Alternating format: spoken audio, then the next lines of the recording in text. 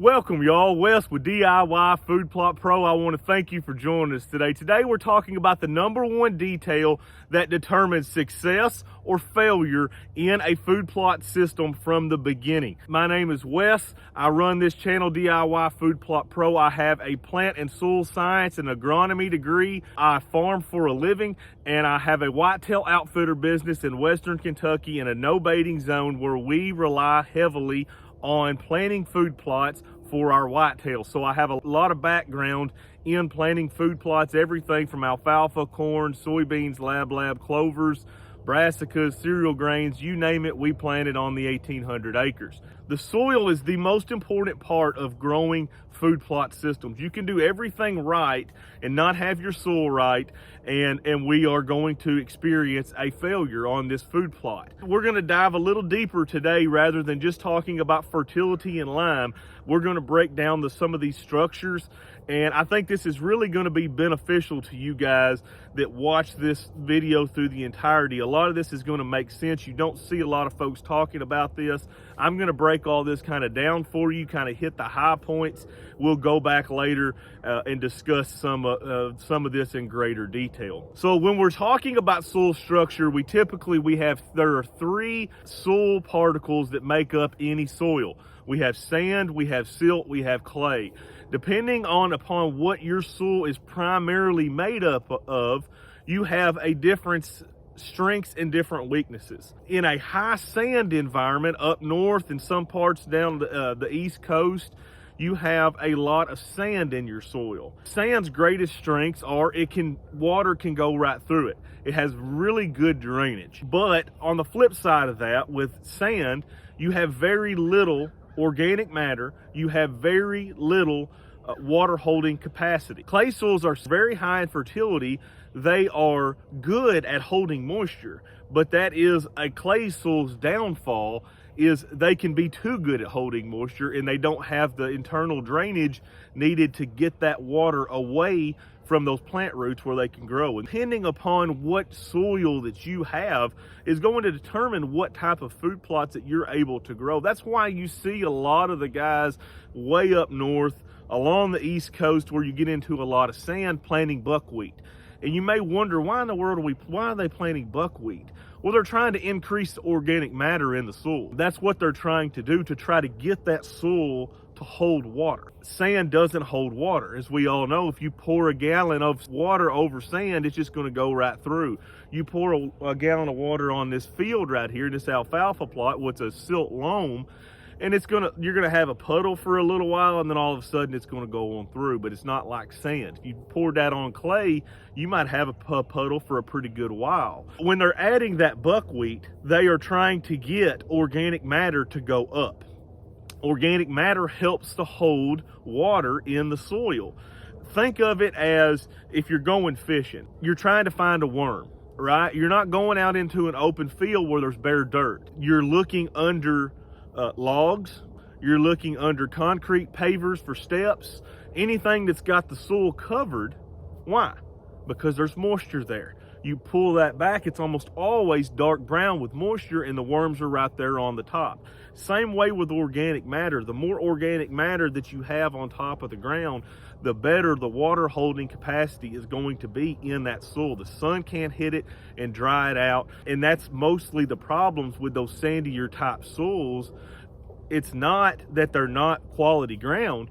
The problem of them is they can't hold water. So you get into a drought and they just completely burn up because they don't have that water holding capacity needed to get that through. So by adding a crop like buckwheat, you're increasing that organic matter. A lot of folks have gone to tillage on their food plots. You know, most of us don't have drills to be able to do no-till. And there's a lot of people that I see talking terrible about any type of tillage on the food plot forums that I'm on. And I want to discuss that just a little bit because, there's a couple guys that are straight no-till, and there's no doubt no-till is a great thing. I'm not dogging no-till. But I wanted to clear the air a little bit on some of this tillage and educate a lot of folks on tillage and what we're expecting, what we're doing to the soil when we till. and what things to avoid on that tillage. So when we go out to till soil, you're going to see some people that, oh, you're just completely ruining the soil. When you take anything through from a disc to a plow to a tiller, you're just completely ruining the soil. And while there is some truth to that you are breaking down the soil structure that's been there for many years, you're not always ruining your soil. Some of the things that really are harmful to your soil is when you start doing those tillage practices when this soil's a little too wet.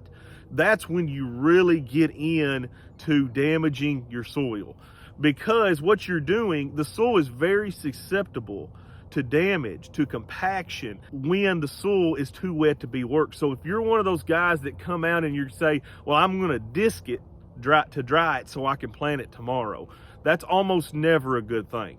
You don't want to do that. You want this soil to be naturally drier. When this soil is drier, it has a much higher defense of keeping compaction to a very, very minimal.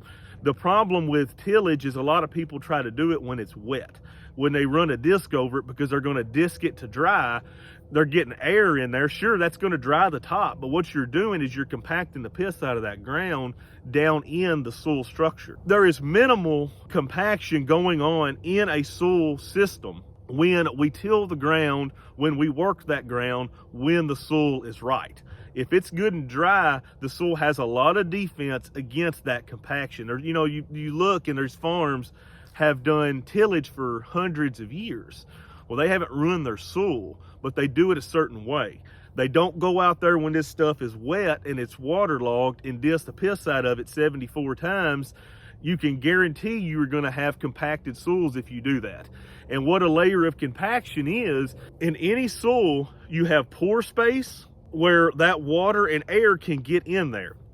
And when you're discing, I know it in our head and in our eyes, when we're looking at it, you think, oh, we're fluffing the ground up, but you're not. What you're really doing is packing that ground down, and you're making those pore spaces smaller. And that's usually not a good thing. It's never a good thing. You want large pore spaces for that soil to be able to hold moisture and air, and that is a good, healthy soil there.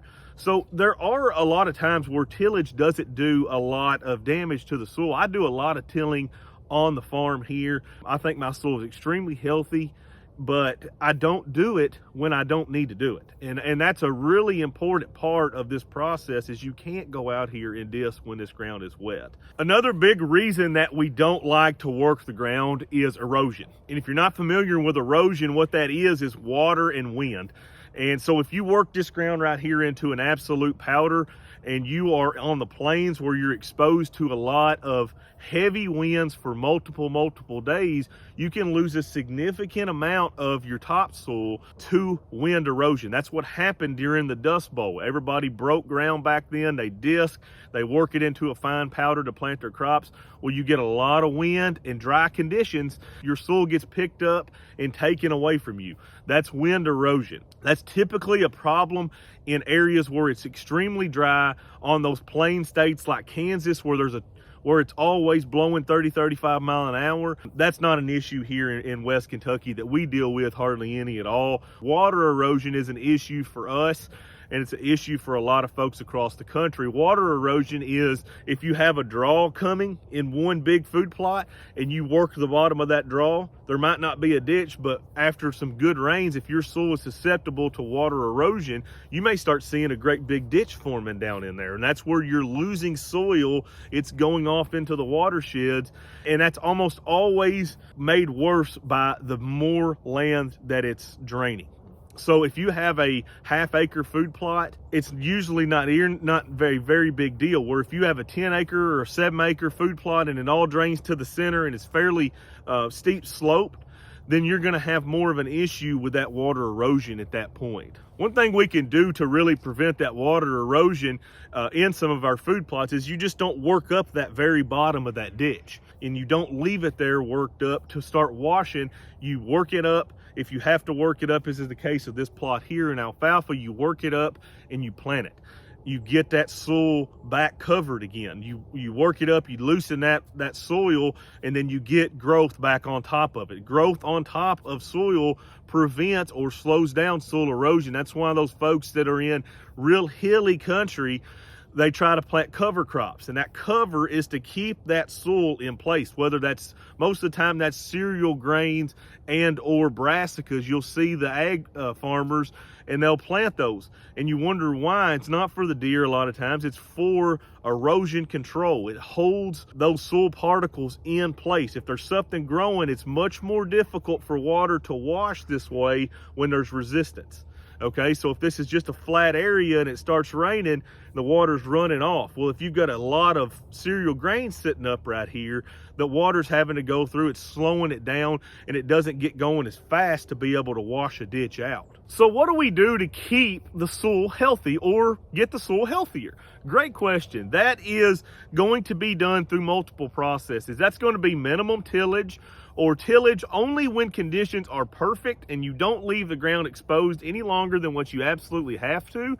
You get a crop back on that food plot, protect that soil from wind and water erosion, and then we're going to use cover crops on a lot of our food plots. And we do that, a lot of us do that anyway, but cereal grains, buck forage oat, cereal rye, winter wheat are all wonderful, wonderful tools to keep this soil in place. Another great tool to increase soil health is brassicas. And a lot of folks don't realize that, but you have these brassicas, they can almost go through concrete. These things grow so good in the ground, and they go way down deep, and they push a hole. What do you think happens when that rots or whatever?